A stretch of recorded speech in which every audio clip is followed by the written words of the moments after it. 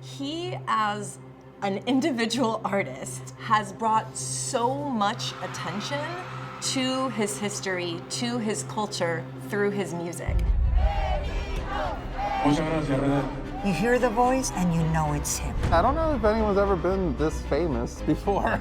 Puerto Rican superstar Bad Bunny making history with his first ever residency. He's sampling and pulling from all of these culturally relevant different genres. It's impossible not to hear about him. Bad Bunny will be the Apple Music Super Bowl 60 halftime show. He has something to say. Puerto Rico! That's really what the Bad Bunny effect is. His music is, he touches the heart. He's everywhere. He has united the world.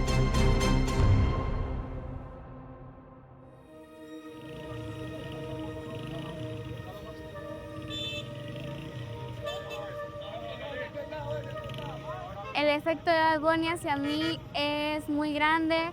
Me trae mucha felicidad, recuerdos, emoción. I just love that I get to be here with my daughter. We tend to blast Bad Bunny's music in the car and in the house on the weekends while we're cleaning, while we're driving. Venezuela, DR, Mexico, like it's crazy. Like we're all from different countries and yet this music united us all. Bad Bunny is definitely somebody who has, in a very short period of time, changed the world. I want to say it was probably 2015 or 16, the first time I heard Bad Bunny on SoundCloud. I was just hooked. I thought he had something really unique and special. His voice was different, his flow was different. He wasn't trying to sound like Daddy Yankee or anybody who came before him. What really separates him from people, from artists in his genre, especially at that time, is that his music was from the heart and real and vulnerable too. Like, there were songs about getting your heart broken while other rappers were rapping about how much money they have and how many girls they have or whatever. He was literally rapping about, how his heart was broken, and now he's a different person because of that. Since 12, I started to make beats, write songs, put my music on social media, on the internet, to show to the people. YouTube was a big driver for Bad Bunny. And I very much remember a single he released with Farruko called Creepy Kush. His voice was very different from anything that was coming out of reggaeton or of Latin music, no? He had this deep voice, which was rare for the genre. And I think it was different from anything else. And that really is what makes an artist stick, that they do something different, but they're not trying to do something different. This is simply who they are, and who he was, even then, was a very iconoclastic artist. Bad Bunny is the artist with most Billboard Latin Music Awards in history. He is the only Latin artist recording only in Spanish who has ever been Billboard's Artist of the Year. In 2020, with his album El Último Tour del Mundo, Bad Bunny became the first artist in history to get a #1 on the Billboard 200 chart with an album entirely in Spanish. He is the first artist that I have seen in Saturday Night Live doing skits in Spanish. Todos los latinos y las latinas en el mundo entero y aquí en los Estados Unidos, todas las personas que han trabajado para abrir puertas, más que un logro mío. One of the most important things about Bad Bunny is how he has been able to break a lot of barriers as a Spanish language artist without having to cross over to English, as a Puerto Rican artist, and also as a reggaeton artist. Both of us started using Bad Bunny in our courses because of songs from his first album, like the song Caro, that really breaks kind of the stereotype around machismo and representations of men in terms of fashion, sexuality.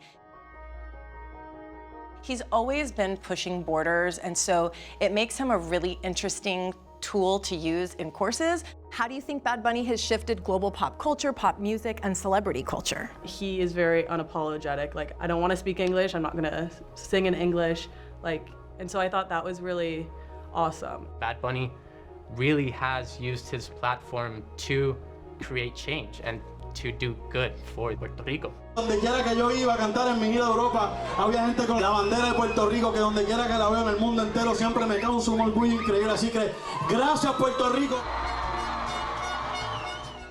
The subtitle of our book is How Bad Bunny Became the Global Voice of Puerto Rican Resistance, and that emphasis on global is so important. He, as an individual artist, has brought so much attention to his history, to his culture, through his music. Son como que más de 100 años de colonial y nosotros mantenemos nuestra cultura y ustedes como que no saben a veces dónde queda Puerto Rico. Entonces. And I also think the topics that he discusses in his songs are relatable in much of the world, but in a way that is also joyful and prideful and you know, kind of protest music as party music. So I think there's a lot of different ways that people are relating to him as an artist. He's just a product of his upbringing in Puerto Rico and how proud he is to be a Puerto Rican. I think that's kind of the central theme of all his music, especially in the last 5 years. He wants people to come see him in his homeland, and he makes a speech at Coachella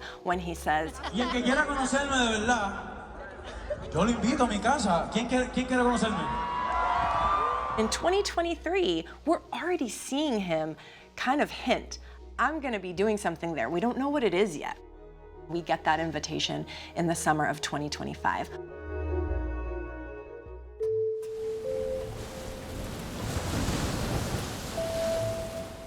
It was August 2023. I was sitting at my desk and I got a call from Noah Sad and Rimas Entertainment. They started explaining that Bad Bunny was going to release an album in January of 2025 and they needed to block out 3 months in Coliseo for a residency. Initially, this was mind-blowing just to hear the concept. And they told me only 4 people know about this: Noah, Alejandro, Bad Bunny, and you. I went to one of the early shows. My friends told me I was a gentrifier because I went to the resident-only show. But I was invited. It was phenomenal.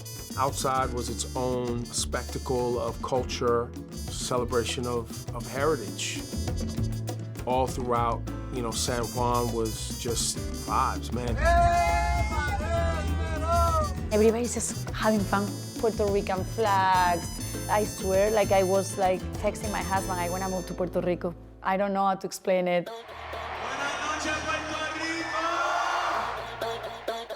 When they finally open the doors, and then you see la montaña, la casita, it's like, oh my God. The mountain is huge. So when you look at the stage, it looks like the rainforest, it looks like the mountains. But there's a billboard in the mountains. My interpretation was he was saying our landscape has been corporatized. They're putting advertisements in the landscape. And then you have the casita, which is in the middle of the arena where he performs songs on top of a house.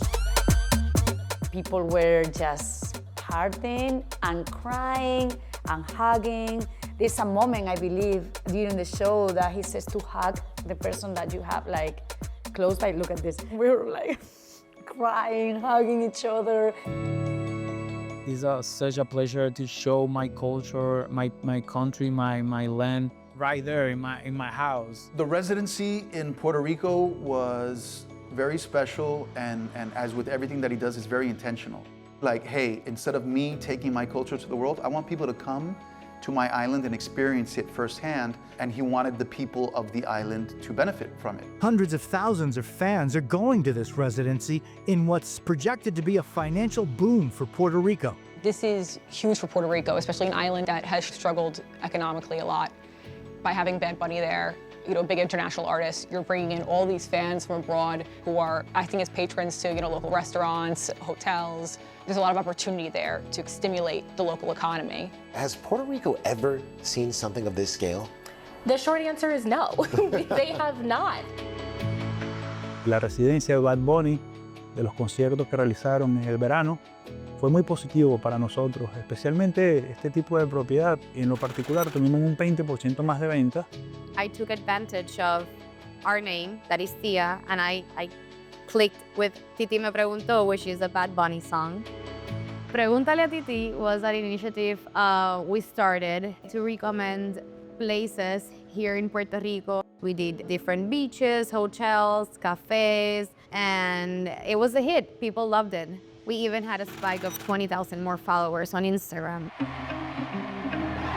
He was creating lots of local jobs, right? For these types of concerts, you need stagehands, you know, tech people, perhaps local musicians who support.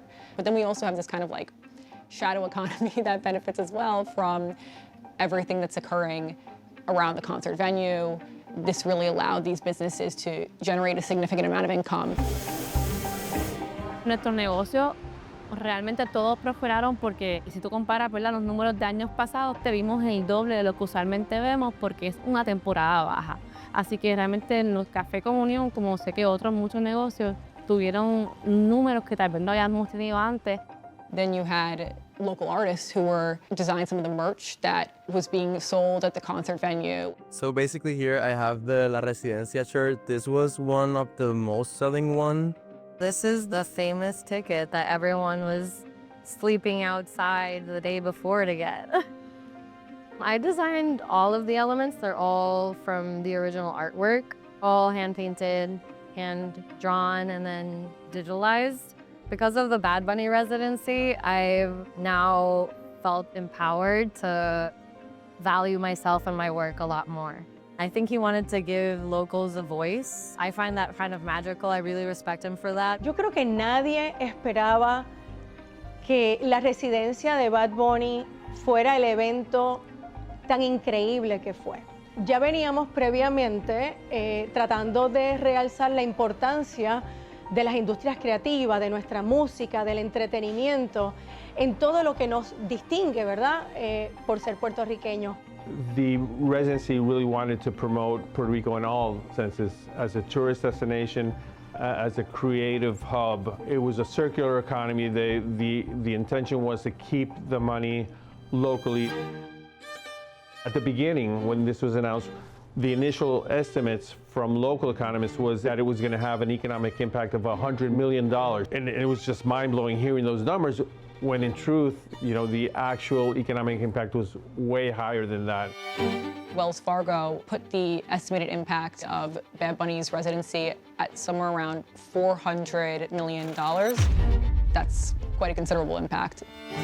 Bad Bunny es un artista de un nombre sumamente internacional, ¿verdad? Es conocido worldwide en este momento. Así que si él pudo, ¿verdad?, con todo su equipo, estoy segura que Puerto Rico está listo para traer otros artistas de este nivel y poder recrear esta actividad, esta efervescencia que hubo en Puerto Rico durante todas estas semanas.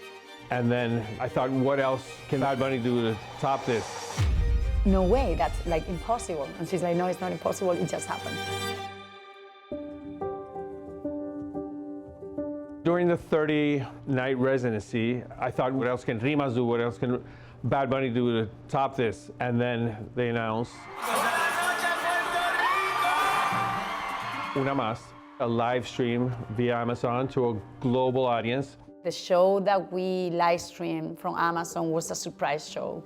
Gracias Puerto Rico por hacerme y convertirme en todo lo que ustedes han querido que yo sea. Before the show started, my peer at Amazon, she's like, we already broke the record. While the fans were in the weight room. And I'm like, no way. It ended up being the biggest live stream that's ever happened in Amazon Music history. It just shows the worldwide power this guy has. And the live stream was just the start of a multi-year partnership with Amazon, which will work with his Good Bunny Foundation to help Puerto Rico develop in several sectors, including education technology, agricultural support, and economic development. It's crazy. Bad Bunny right now is on a completely different level. The surge of Benito, Bad Bunny, means a lot for the Latin music industry because it simply proves that we can. We've all worked for this moment. Latin music is popular music today. It's everybody music. Superstar Bad Bunny is also a heavy hitter this year among our leading nominees with 6 Grammy nominations, marking only the second time an all-Spanish language album has been nominated for Album of the Year. Bad Bunny's in the 3 big categories. Album of the Year, Record of the Year, Song of the Year, which tells you it's not even about it being, music just for people who speak Spanish. There's a large population of bilingual, trilingual, multicultural individuals in North America and South America who are wanting to feel what Bad Bunny is putting forth. Especially with his album, De Tirar Más Fotos, he's sampling and pulling from all of these, culturally relevant and important different genres. Reggaeton, salsa, bomba y plena records. Those beats and that drumming in those songs is from the ancestors that worked the lands of Puerto Rico. He's really taken it upon himself to become an artist that wants to see, that Latin American experience be unified. Yes, I am a die-hard Bad Bunny fan. We love everything he's doing for the culture, for Latin America, for Puerto Rico. We love him. The stuff that he stands for, humanity, his island, the way he represents, me llega al corazón y por eso yo lo represento con bandera en alto. The music brings awareness of who we are and what we represent, not just because he's Puerto Rican and from Puerto Rico. He has united the world. He had an original fan base. They were Latin trap fans. And now his fan base is everyone, from small children to older adults, right? It's a really beautiful thing that most artists can't pull off. It feels great to see that music in Spanish is being consumed in places like Germany and Korea and Japan. Something connects to them with the sound of the music. I've had people written to me from Palestine and be like, I identify with this album, I identify with the song, Debí tirar más fotos, or lo que le pasó a Hawaii or whatever. So I feel like there's definitely been a connection that goes way outside of our borders of this island. Come in. Hello? He's everywhere now. The skits on SNL have been amazing. The one that really stands out is the overprotective mom. Ella no le importa si tú te metes con ella como un booty call. That was epic to me and for the whole Latino community. And he is a weekday morning TV news anchor when he wants to be. Hoy los maestros del sistema de público enseñanza regresan a laborar luego del receso por la temporada navideña. The one that's craziest to me is the wrestling thing. He's got a belt. He's a wrestling champion. And Priest misses wide. No way! Buddy with some power of his own. A Michinoku driver. Earlier this year, I watched Happy Gilmore 2, and it was hilarious. Do you need a water refill? Any breadsticks? More breadsticks? More breadsticks? I don't know if anyone's ever been this famous before. I don't know. He's also now becoming an actor. I've never seen a Latin artist kind of penetrate the mainstream like this. This idea of being limitless, I think that really, to me, is what I register the most out of Bad Bunny. His journey has been nothing short of spectacular. Bad Bunny is an artist that for the past 5 years has been at that point of he can do no wrong. This is my favorite time of the year because of the Spotify Wrapped. Globally, Bad Bunny was crowned the most played artist with a staggering 19.8 billion streams. Everyone in the world knows who you are. He's crazy. How have you adjusted to that? It's been a long journey. And the Grammy goes to Bad Bunny. Everything is lining up to make 2026 the year of the Bunny. It feels like this is really the year of Bad Bunny. Bad Bunny will be the Apple Music Super Bowl 60 halftime show. Much anticipated meeting. Cowboys and Packers. A few hours before the Packers-Cowboys game, there were rumors all over the internet about him being the Super Bowl halftime performer. And people were calling me like, hey, is it true? And I'm like, what are you talking about? There's no way. He's literally going on a tour. And then I saw that announcement with the tight shot of him wearing the pava hat. And then it zooms out, and he's sitting on a goalpost on the beach in Puerto Rico, and it announces, Bad Bunny will be the Apple Music Super Bowl 60 halftime show. And I got chills. It took me 3 or 4 days before it finally sunk in. I couldn't believe it. It was shh, who else? I don't think he's gonna have the main show. Who else? Why are they announcing him first? Oh no, he's the main show. This is the first time that you have one Latin artist, solo, presumably going to perform only in Spanish in a halftime show. This is a historic first. In terms of popularity, in terms of a smart decision of who's gonna get the most eyes on this show, Bad Bunny is the only choice. Bad Bunny will be headlining the Super Bowl halftime show. Bad Bunny said in a statement, quote, "What I'm feeling goes beyond myself. It's for those who came before me and ran countless yards so I could come in and score a touchdown." I think NFL did it perfectly. They're expanding, they're having games in Mexico, they're having games in Brazil, which is a super important market. It's a part of globalization, and I think NFL understands that perfectly. He's one of the leading and most popular entertainers in the world. That's what we try to achieve. He understands the platform that he's on, and I think it's going to be exciting and a united moment. I believe strongly that music can be the avenue that can bring people together, and I truly hope that's what's going to happen at the Super Bowl this year. It's the biggest stage in the world, the most viewers simultaneously that any artist will ever have.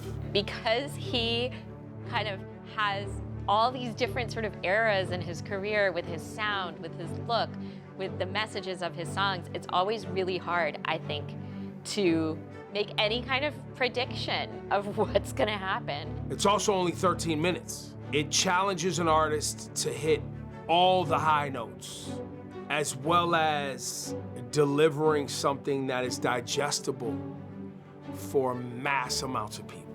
I want to see Bad Bunny on the Super Bowl stage with the full salsa band behind him with, the brass section and the percussion and the singers. I want to see him bring our Caribbean Latin music culture to the world.